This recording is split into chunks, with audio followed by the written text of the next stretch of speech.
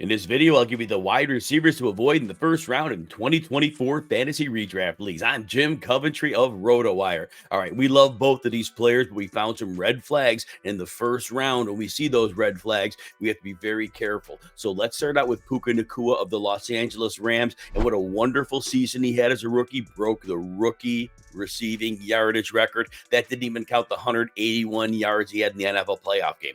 That said, when Cooper Kupp was on the field and somewhat healthy in the middle of last season, so when Kupp returned in week 5 last year, there was a stretch of 10 games where Cooper Kupp was more prominent in the offense, and Puka Nakua reached 50 yards just 5 of those 10 games. He did have 200-yard games in there, but it was not the first games to start the season when he had 500 yards in the first 4 weeks.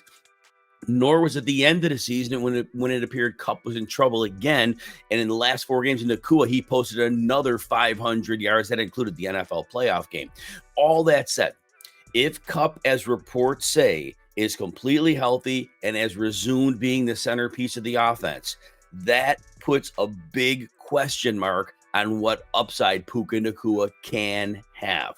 He'll do well, but maybe not first round well. Also, all receivers are dependent on their quarterback to a degree. But Matthew Stafford is getting up there in age, has a lengthy injury history, and Matthew Stafford is very important to the success of that offense. Again, can't predict those injuries, but that's a couple of red flags for Puka Nakua in the first round. Now, if you enjoy videos like this, please consider hitting the like button and subscribe to the RotoWire Fantasy Football channel on YouTube. Also, you can check out all of our fantasy football content and rankings by getting a free 2-day trial with no credit card needed. You just head on over to rotowire.com/Jim to see all of our content. Love the player, maybe the best receiver in the NFL, but Justin Jefferson does have some red flags. Now, look, I understand that the last 4 games with Nick Mullins last year, Justin Jefferson didn't lose a beat. He was averaging 119 yards, 7.5 catches, half a touchdown, 11 targets.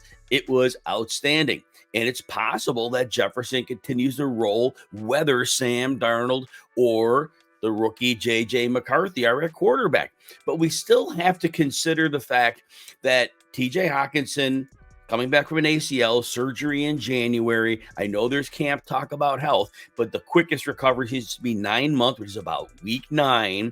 And Justin Jefferson, although he can get open because of his great ability, the great schemed offense, regardless, teams may completely sell out to make the younger or ineffective quarterbacks go to their other reads.